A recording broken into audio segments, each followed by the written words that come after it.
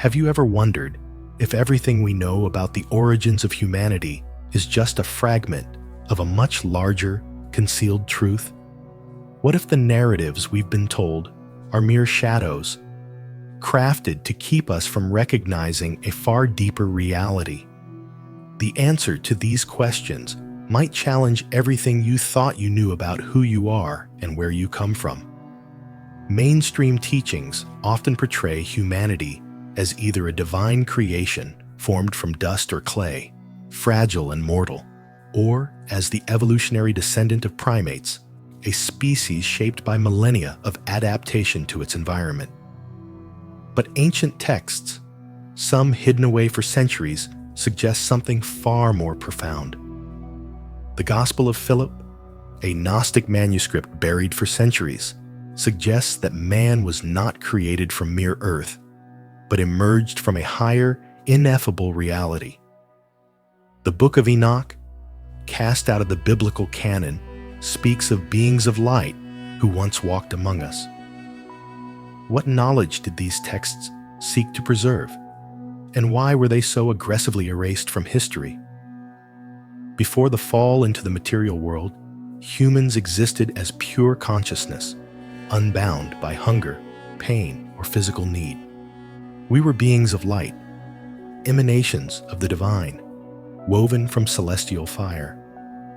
The ancient Egyptian concept of the Ka, the immortal spirit, hints at this forgotten state. So too does the Hindu notion of Atman, the eternal self beyond illusion. These traditions, scattered across time and geography, all point to the same lost truth.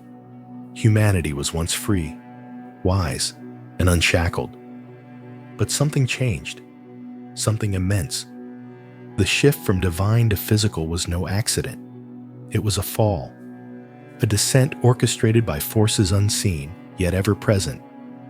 Who or what sought to bind us to flesh and time? Why was the luminous man forced into forgetfulness? And most importantly, is there a way back? What if our world is a construct, a prison designed not for our benefit, but to suppress our true nature? The ancient Gnostics warned of the Demiurge, a false creator who fashioned the material world not as a gift, but as a cage. This being, unlike the benevolent source of all things, was a ruler of limitation, imposing hunger, fear, and mortality upon once immortal spirits. Could it be that the suffering and imperfection we see in the world are not flaws, but the very design of this construct? Consider this. If humanity were to remember its origin, its true power, what would happen to the structures of control that have governed for millennia? Throughout history, empires, religious institutions, and rulers have monopolized the narrative of human existence. To keep power centralized, knowledge had to be suppressed. The destruction of the Library of Alexandria, the persecution of Gnostic sects, the burning of heretical texts, each act a desperate attempt to bury the truth. Yet fragments remain. In the myths of ancient Sumer, the Anunnaki descend from the heavens, shaping humanity not in benevolence, but for labor. In the cryptic allegories of the Egyptian Book of the Dead, souls traverse the underworld seeking passage beyond illusion. Even in the secret traditions of Kabbalah, we find whispers of hidden realms, veiled by layers of deception. What unites these scattered pieces of knowledge is a single radical idea. The material world is not our home, and our true essence is far greater than we have been led to believe. But let us pause. Doesn't some part of you already know this? Have you never felt, even fleetingly, that this world is not your true home? That beyond the mundane routines, something vast and luminous calls to you? That whisper, persistent and insistent, is not mere imagination. It is the echo of a forgotten truth. Stay with this thought, because if you do, you may discover not just knowledge, but transformation. What lies ahead is not just a narrative. It is an invitation to awakening, a call to remember the light within you and to see beyond the veils that obscure your true nature. There was a time, or perhaps beyond time itself, when beings of light roamed freely, unburdened by flesh, untouched by hunger, and unchained by suffering. They did not require sustenance, for their very essence was woven from the fabric of the cosmos itself. They were beings of pure wisdom, luminous consciousness manifest, existing in perfect harmony with the divine current that pulsed through all things. But something happened. Something catastrophic. A fall, a descent, a forgetting. The question is, why? Why would such beings abandon the infinite for the finite? Why would entities of pure wisdom allow themselves to be caged within the crude machinery of flesh and bone? Was it a choice, a punishment, or an experiment gone horribly wrong? Ancient texts speak of this fall. The Gnostics told of luminous beings trapped in matter, their memories erased, their knowledge buried beneath layers of illusion. In their cosmogony, the material world is a prison, a deception woven by the Demiurge, a false god who seeks to keep souls bound to his creation.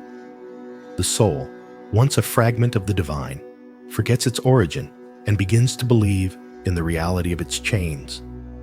Is this, then, our story? Are we the remnants of something greater, something luminous? Have we forgotten what we truly are? And so we come to a paradox. We are both prisoners and sparks of the eternal. The body, with its hunger, its frailty, its ceaseless desires, is a veil drawn over the soul's true radiance. Yet even in our slumber, we remember. In moments of transcendence, in art, in love, in meditation, in the sudden flashes of insight that make the heart race, we feel it. The echo of what we once were. Is it possible to return? Can the fallen regain their wings? The teachings of the East speak of moksha, liberation from the cycle of birth and death.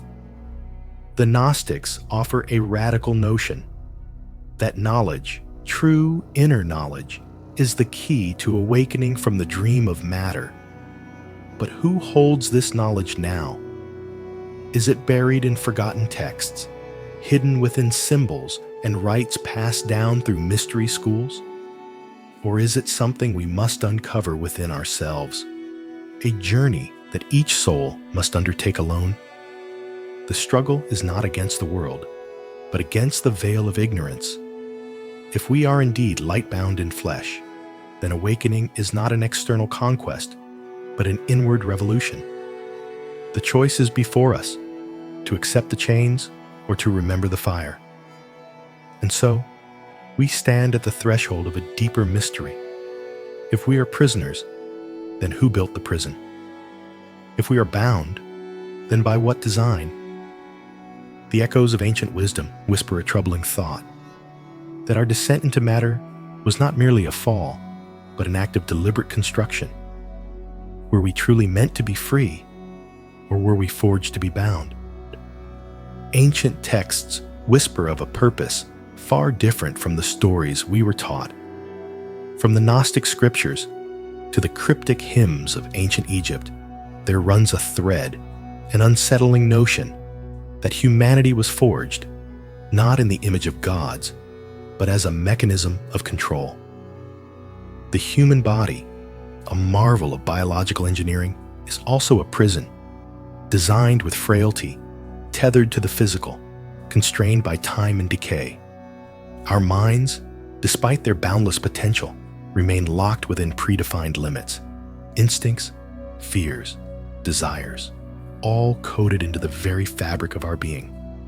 The body hungers, the mind obeys, and the cycle continues. What if consciousness itself was structured to remain dim? Ancient mystics spoke of a veil, Maya, the grand illusion in Hindu philosophy, obscuring true perception. The Gnostics warned of the Archons, entities weaving a false reality to keep souls asleep. Even in Kabbalistic teachings, the material world is a shell, a husk concealing divine truth. And yet, modern science echoes these ancient fears. Our cognition is shaped, limited by neurochemistry, perception dictated by sensory thresholds. How much of what we call reality is but a construct? But what is control without enforcement? The mechanisms of enslavement run deeper than flesh. Fear, our most primal governor, keeps us docile. Fear of pain, of death, of exile. Desires, programmed into us, distract from inquiry. We chase comfort, wealth, validation. And thus, our chains are gilded, mistaken for freedom.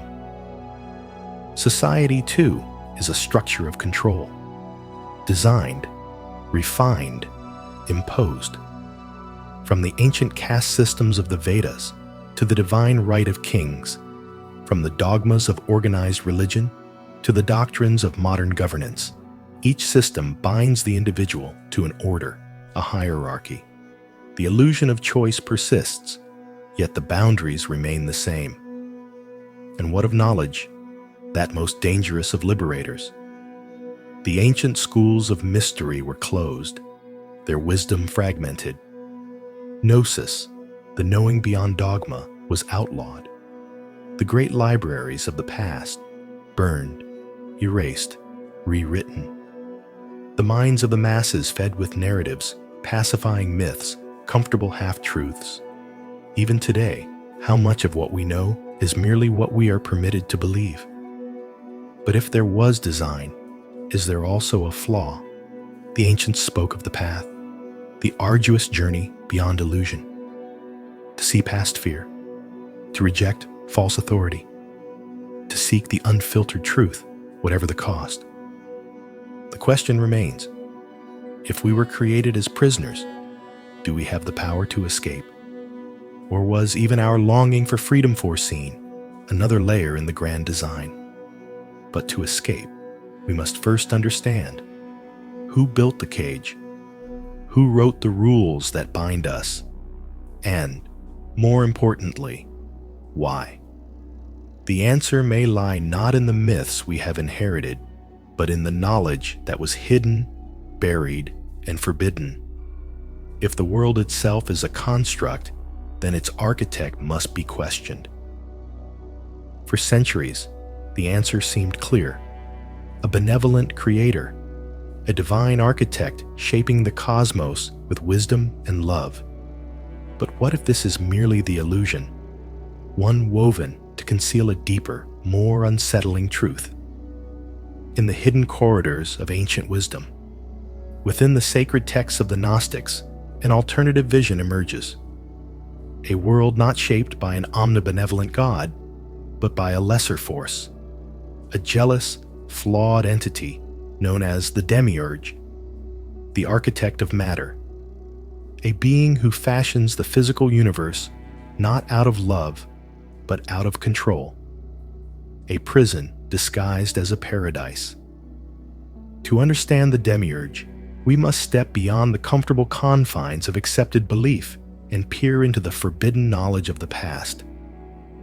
In the Apocryphon of John, a central Gnostic text, the Demiurge is revealed as an impostor god, claiming dominion over creation while remaining blind to the higher realms beyond his reach. His arrogance binds him to the world he has built, a realm of limitation, suffering, and deception. But he doesn't rule alone. The Demiurge is attended by his enforcers, beings known as the Archons. They are the governors of illusion, the architects of control. The term Archon comes from ancient Greek, meaning ruler. But these rulers do not govern in the way we understand. They are not bound to thrones of gold or empires of stone. Their dominion is subtler, more insidious. They shape the very fabric of perception, manipulating not just the laws of society, but the laws of thought itself. The Archons do not seek conquest in the conventional sense. Their power is psychological, spiritual. Their weapons are dogma, fear, division. Their battlefield is the mind. Consider the nature of the world around us. From birth, we are instructed to accept what we see, what we hear, what we are told. We are bound by time, by space, by the rules of a material existence that defines our every experience. They have shaped systems of power that stretch across millennia. Empires, religions, ideologies, all designed to keep the soul unaware of its captivity. The illusion is so complete that most never question it. We accept the world as it is presented to us, never suspecting that the bars of our cage are not of iron, but of thought itself. But there are those who see beyond the veil. The mystics, the visionaries, the seekers of hidden truths. Those who have glimpsed the cracks in the illusion and recognized the prison for what it is. The Gnostics spoke of the pleroma, the fullness, the realm of true divinity beyond the Demiurge's reach. And within each of us, they believed, lies a fragment of that divine light, a spark waiting to be rekindled. But let's return to the one who created this material world and the question, why? The answer is not as simple as we once believed. The world is not what it seems. It is a construct, a labyrinth of control, a dream designed to keep us dreaming. But a dream, no matter how deep, can be awakened from. The Archons have spent eons weaving their illusion, but illusions can only hold power over those who do not see them for what they are. The veil trembles. The prison is not unbreakable. And the spark within you, it waits. It waits for ignition. But who are the ones who ignite it? Who are those rare souls who refuse to remain asleep, who defy the architects of illusion and set fire to the structures of control? Throughout history, they have appeared, unbowed, untamed, unstoppable. They are the ones who burn with an ancient, unrelenting force, the ones who carry within them the ember of something beyond this world. They walk among us, unseen yet undeniable, the carriers of fire, the architects of transformation. Who are they? Throughout human history, three fundamental archetypes have emerged, three forces shaping our collective destiny. The luminous beings of knowledge, the earthly prototypes molded for control, and the fiery ones, the catalysts of both creation and destruction. In ancient Gnostic traditions, the concept of divine sparks hidden within humanity is ever present. Some souls, they say, are made of pure light, passive observers of the grand cosmic design. Others are bound to the earth, their fate dictated by unseen hands, trapped in cycles of obedience. But then, there are those of fire, beings of upheaval and revelation. The Scythian Gnostics called them pneumatics, those who carried within them the living flame of divine will. In the Bhagavad Gita, Krishna speaks of those born not merely to exist, but to ignite change. And in the Kabbalistic texts, the Sephira of Gevura, rigor and judgment, burns with the energy of these fierce spirits. They are not made for submission. Rules bend before their will, or break entirely. Their presence is unsettling, their ideas dangerous. Systems, empires, and dogmas crumble in their wake. History remembers them as revolutionaries, as heretics, as prophets of a new order. They are the ones who see beyond the veils of illusion, the ones who challenge, who defy, who dare to rewrite the script of reality itself. Who were these fiery ones? Galileo, condemned for revealing the true nature of the heavens. Prometheus, punished for gifting fire to humanity. Hypatia, silenced for defending knowledge. Tesla, driven to obscurity for daring to touch the future. These were not mere rebels. They were visionaries, forced to navigate a world that feared them. The alchemists of medieval Europe sought the philosopher's stone, but the true transmutation was never about gold. It was about the ignition of the self, the awakening of fire within. Such beings are not born to follow. They question the unquestionable. They see beyond the constructed narratives, perceiving the fractures in the great illusion. What if reality is merely a prison of perception? What if control is the true enemy of human potential? What if those who burn brightest are the ones who must tear down the walls? The cost is high. Many have faced exile, persecution, or death. The systems of power have always sought to extinguish them, fearing the chaos they bring. But fire does not die. It spreads. The Inquisition burned Giordano Bruno, but his ideas survived in whispers and shadows, inspiring the minds of generations to come. The great empires silenced prophets, only to see their words resurrected in times of upheaval.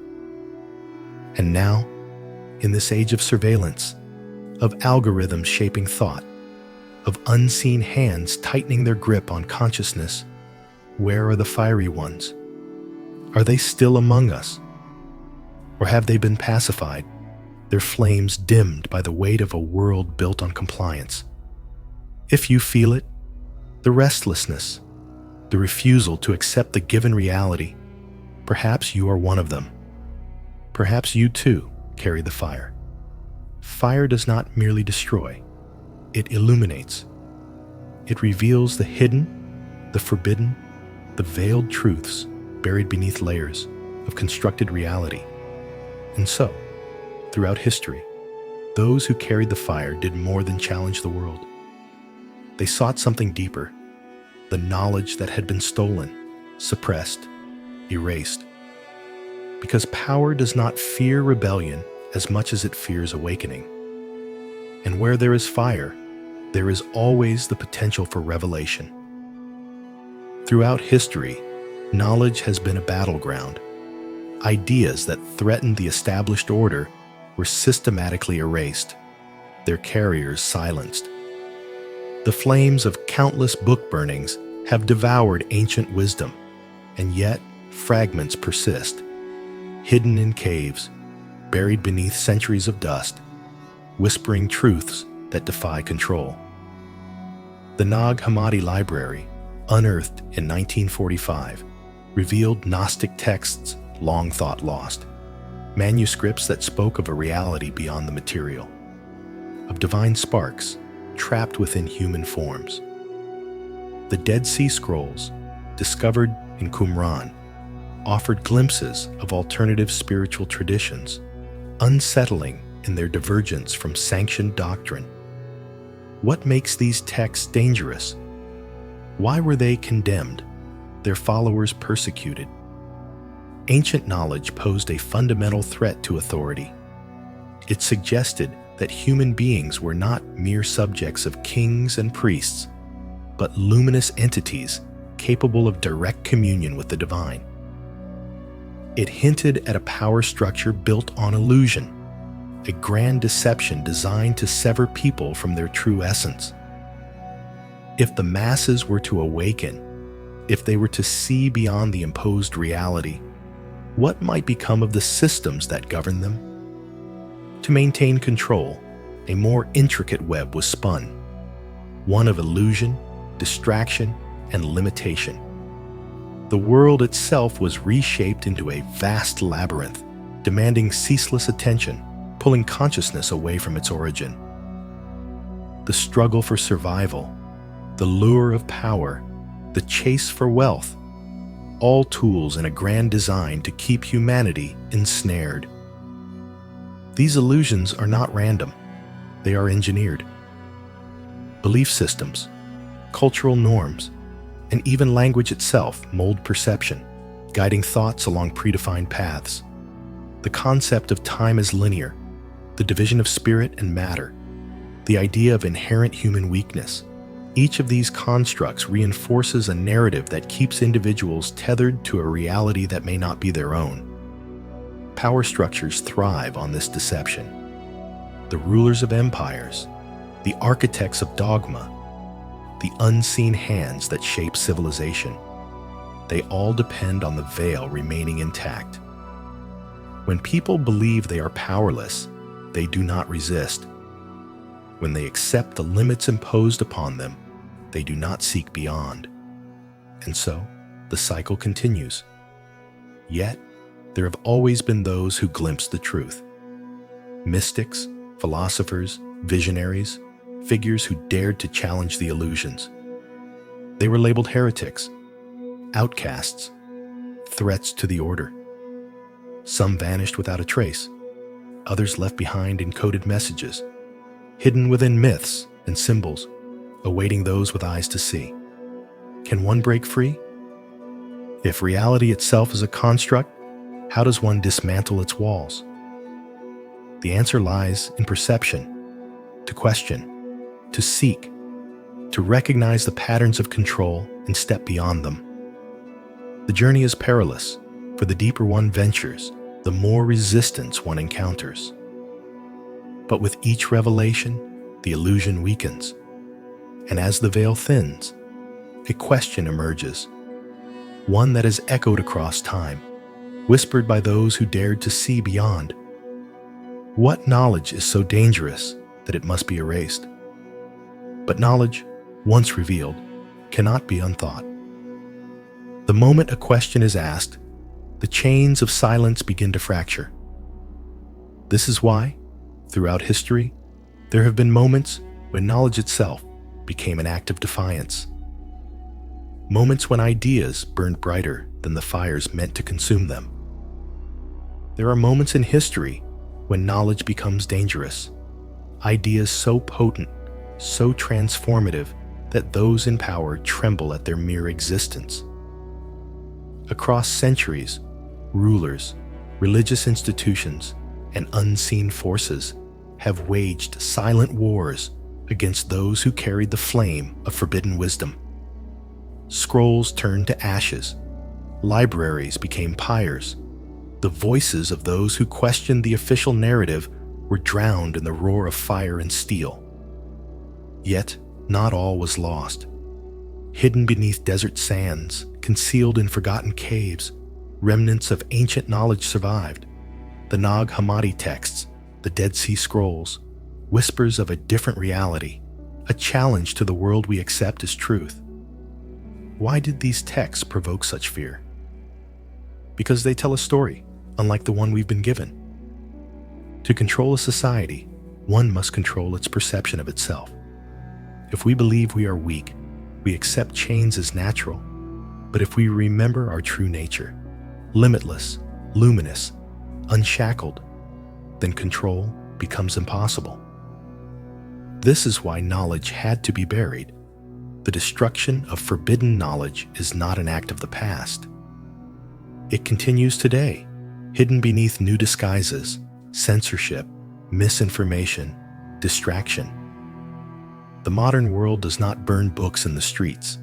Instead, it buries truth beneath an avalanche of triviality.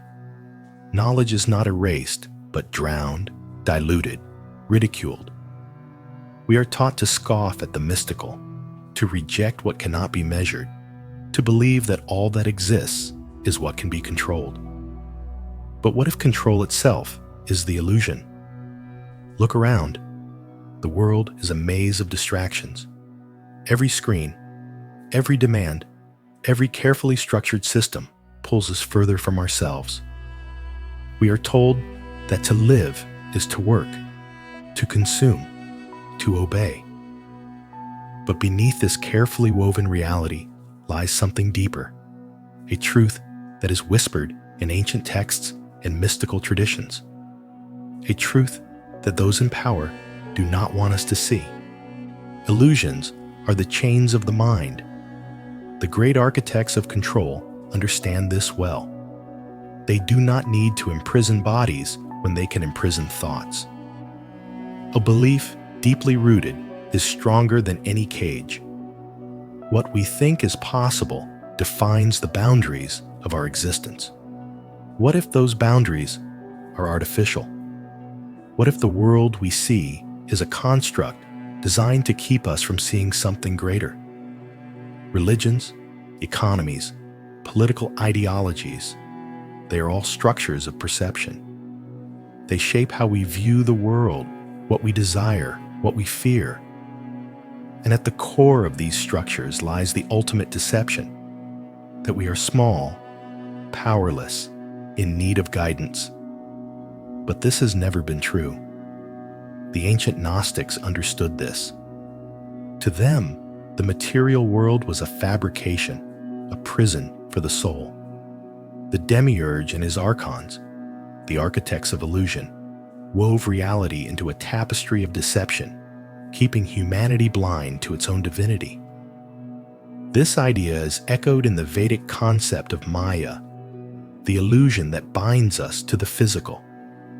Even the ancient Egyptians spoke of the veil between the seen and the unseen, a barrier that only the enlightened could pierce.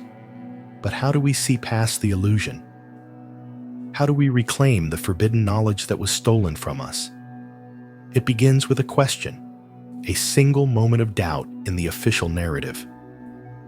A willingness to look beyond the structures we have been given and ask, who benefits from my ignorance? Who profits from my belief in limitation? Who gains when I doubt my own power? The moment you ask these questions, the illusion weakens. The mind, once locked in pre-designed patterns, begins to unravel the lies. What was once unseen becomes visible. What was once impossible becomes inevitable. The battle is not fought with weapons, but with awareness. The chains of illusion are mental, and so too is the key to their destruction. Throughout history, secret mystics have safeguarded knowledge, knowing that not all are ready to receive it. Their wisdom has been hidden, encoded in symbols, whispered through generations, waiting for the right minds to awaken. Not because they sought to hoard power, but because they understood the consequences of revealing truth to those unprepared. A truth that challenges the very foundation of what we are told to believe. A truth that dismantles the illusion of control. Maybe, somewhere deep inside, you have felt it. A quiet fire, an unshakable sense that something is missing from the world as it is presented to us. That the reality we navigate is only a fraction of what truly exists. Maybe you felt like an outsider, surrounded by those who never question, who move through life within the confines of a structure they never think to examine. Have you ever wondered why you do not fit? Why you cannot simply accept and conform? It is possible that you are not merely a product of this world, that your essence originates from something beyond it. The ancient texts, the forbidden knowledge, everything points to a greater truth that has been buried under layers of deception. Some of us were never meant to be fully bound by the material realm. Some of us carry the remnants of a past long denied. A past where light and fire shaped beings beyond what we now comprehend. You may be one of them, a being of light, trapped in a cycle of forgetfulness, forced to navigate existence through the limitations of flesh and time. A luminous essence, disconnected from its source, yearning for a truth that was deliberately erased. Or perhaps you are something else, one of the fiery ones, the rebels who refuse to be tamed, whose purpose is not just to remember, but to break, to burn away the falsehoods, to ignite the spark of awareness in others. But not all are meant to awaken. Many are comfortable within the system. They find stability in its order, reassurance in its boundaries. For them, the world is what they are told it is, and that is enough. They do not seek more because they do not feel the absence of something greater. They follow the script, play their roles, and live within the confines of the illusion. And that is their path. But if you have followed this journey to its end, if you have listened and something within you stirs, then perhaps your path is different.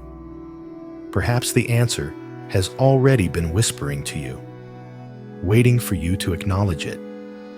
If the fire of knowledge has not been extinguished in you, if you feel the weight of an invisible truth pressing against the reality you have been given, then you already know who you are.